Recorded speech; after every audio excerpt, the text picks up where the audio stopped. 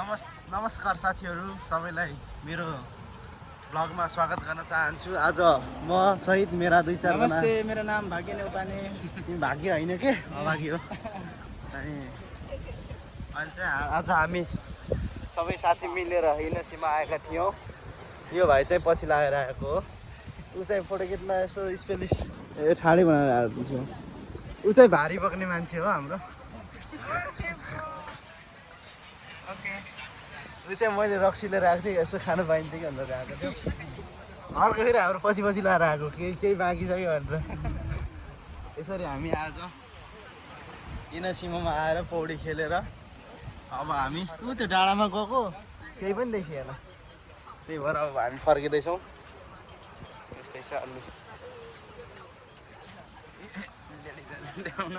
होइन के भन्न छ तिमीलाई? एकदम रमाइलो लाग्यो हाम्रो मूर्ति दाइसँग पछ्याउँदै आएर।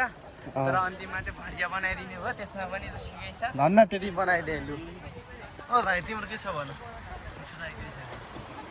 पछि आएर नि खुसी खुसी छौ नि? ल ठिक छ। अब हामी फर्किँदैछौँ। By by.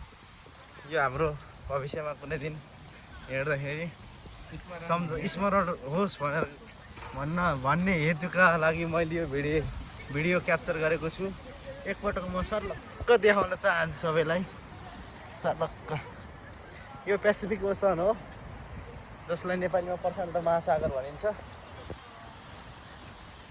ल यो है त।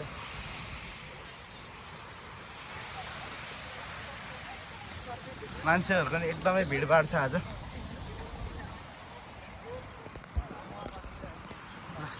धन्यवाद। म आफैले मात्रै हेर्छु, मेरो भिडियोमा भ्युज त जाँदैन। पछि भविष्यमा कुनै दिन हेर्न मन लाग्यो भने चाहिँ म आफै हेर्छु ल। By by.